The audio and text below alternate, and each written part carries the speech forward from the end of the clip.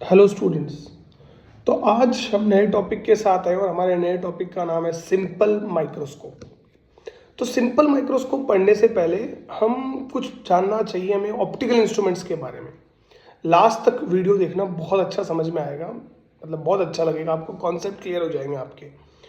तो हम optical instrument की बात करते हैं। तो ऑप्टिकल इंस्ट्रूमेंट करता क्या है, क्या काम करता है? ये हमारी आंखों को मदद करता है, हमारी आंख को चीज़ों को क्लियर देखने में और बड़ा देखने में मदद करता है। ठीक है, किसी भी ऑब्जेक्ट को ये जो इमेज बनाता है वो बड़ी बनाता है, और दूसरा वो क्लियरिटी देता है, मतलब जिसे हम रिजोल्यूशन कहते हैं आम भाषा में, लैंग्वेज के अंदर। तो यही काम है किसी भी ऑप्टिकल इंस्ट्रूमेंट का। तो हम सबसे पहले जो हमारे पास सबसे पहला इंस्ट्रूमेंट है वो है सिंपल माइक्रोस्कोप। तो सबसे पहली बात आती है कि सिंपल माइक्रोस्कोप होता क्या है। तो simple microscope is a just a convex lens, एक कॉन्वेक्स लेंस है जिसकी फोकल लेंथ बहुत स्मॉल है। Means it is a convex lens. अगर मैं लिखूंगा it is a convex lens of small focal length. अब बाद में जाके लास्ट में जाके पता चलेगा कि इसकी फोकल लेंथ स्मॉल क्यों होती है, छोटी क्यों होती है। ठीक है, अब सिंपल माइक्रोस्कोप एक सिंपल एक कॉन्वेक्स लेंस है। अब हम चाहते हैं कि ये हमारे लिए एक मैग्नीफाइड इमेज बनाए। तो किया क्या जाता है कि जैसे ये सिंपल माइक्रोस्कोप है और हमेशा जब भी डायग्राम बनाओ लेंस का, एक रे बीच में से बनाओ, इस डॉटेड लाइन, मतलब ये दिखा दी कि यहाँ से रे बेंड होगी, और ये जो लाइन है ये हमारी प्रिंसिपल एक्सिस है। This is the principal axis, और ये जो है इसका वो ऑप्टिकल सेंटर है, और यहाँ पर मान लेते हैं इसका फोकस है। This is the focus of this convex lens, और इसको हमने सिंपल माइक्रोस्कोप कहा है।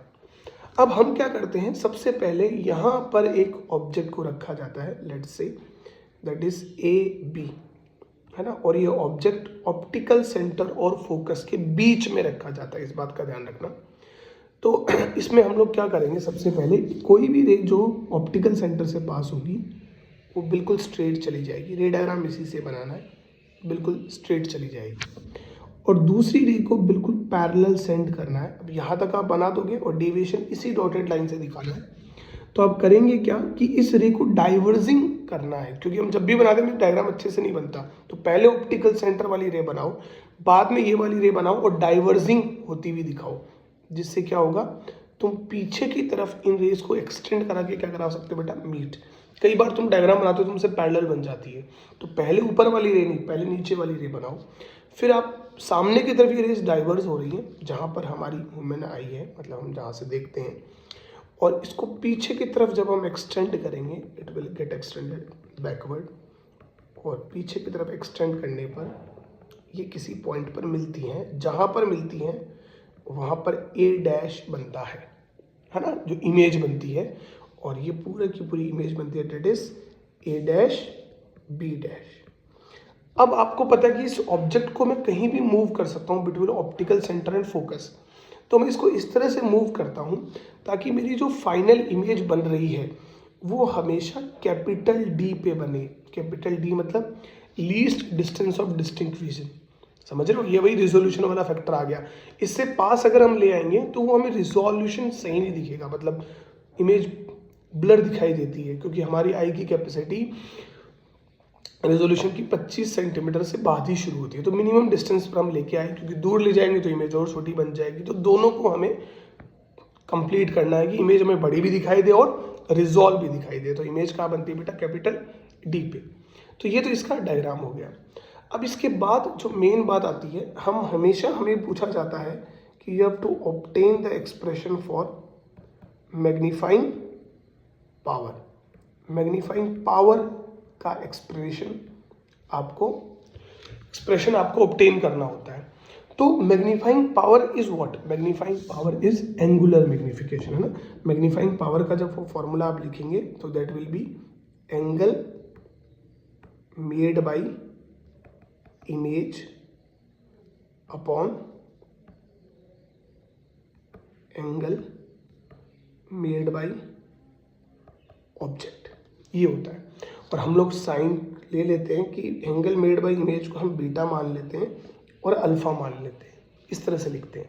अब यहाँ पर एक बहुत इंपॉर्टेंट बात है जो हमें ध्यान में रहनी चाहिए, समझ में रखनी चाहिए, वो ये है कि जब हम ये मैग्नीफाइंग पावर दोनों के एंगल्स को कंपेयर कर रहे हैं उस समय ऑब्जेक्ट एंड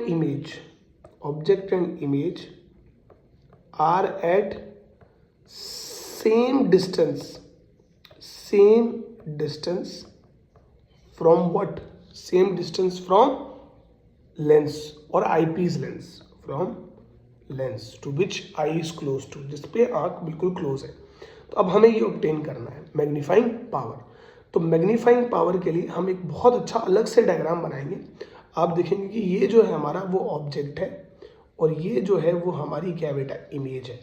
अब हमें इन दोनों द्वारा बनाया गया ऑप्टिकल सेंटर पे एंगल देखना है।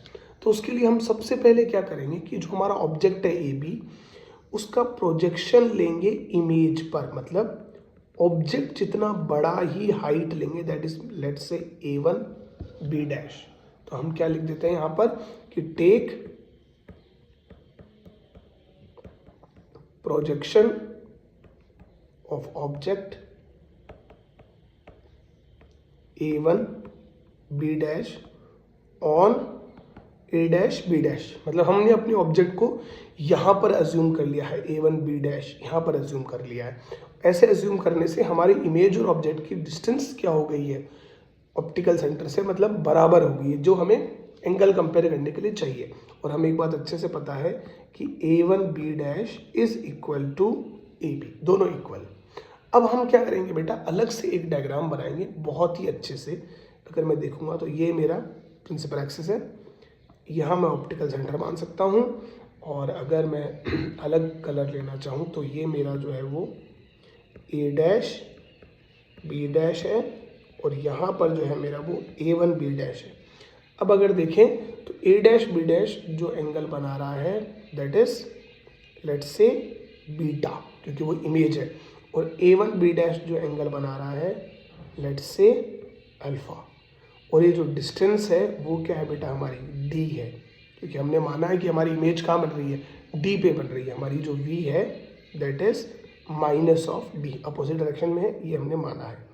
ठीक है, क्योंकि यहाँ पर बनने से हमें रिजोल्यूशन सबसे अच्छा मिलता है, इसलिए हम ऐसा करते हैं। अब आप सबको पता है अगर मैं यहाँ से tan बीटा लिखना चाहूँ ऊपर वाले ट्राइंगल से, राइट एंगल ट्राइंगल दिख रहा है A dash B dash O, तो that will B A dash B dash upon O B dash.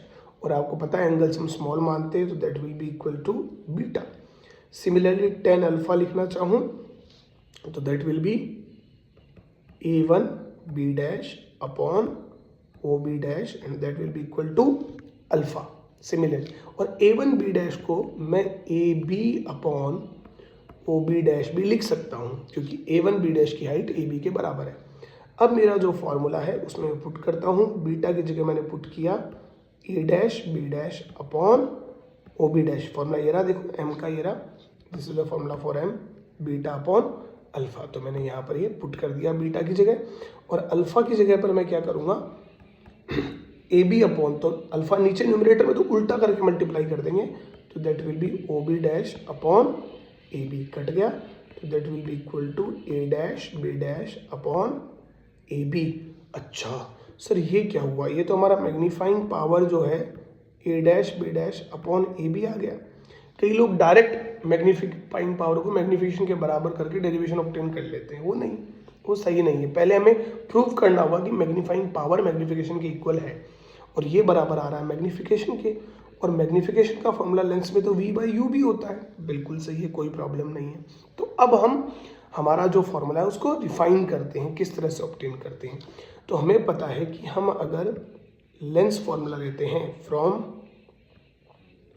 Lens formula, अगर हम लेंस फॉर्मूला लेंगे तो लेंस फॉर्मूला होता है 1/v minus 1/u equals 1/f। ठीक है, अब v जो है v से हम दोनों साइड मल्टीप्लाई कर देंगे इसको, तो v/v minus v/u equals v/f। अब v/v क्या हो जाएगा बेटा, 1 माइनस v/u इक्वल्स v/f।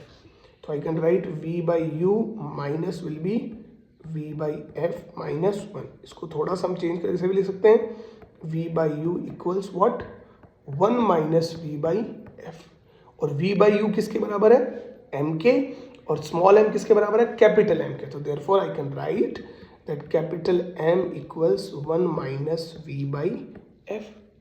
और ऊपर दिया हुआ था हमारे को कि v हमारा हमेशा माइनस डी पे बनता है, तो m can be written as 1 plus D by F.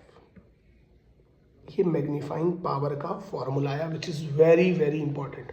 और एक बात ध्यान रहे कि मैंने स्टार्टिंग में बोला था कि आपका फोकल लेंथ स्मॉल होना चाहिए, क्योंकि फोकल लेंथ स्मॉल होगा तो मैग्नीफाइंग पावर ज़्यादा होगा, है ना। फोकल लेंथ स्मॉल होने पर मैग्नीफाइंग पावर ज़्यादा होता है, इसलिए मैंने बोला था कि जो हम लेंस लेंगे उसकी फोकल लेंथ स्मॉल होनी चाहिए, ठीक है।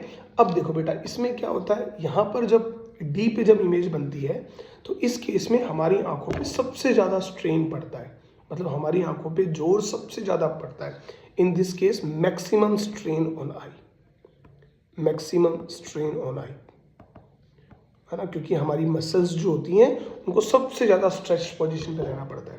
लेकिन यही इमेज अगर इन्फिनिटी पे बने तो हमारी आंखों पे स्ट्रेन सबसे कम पड़ता है।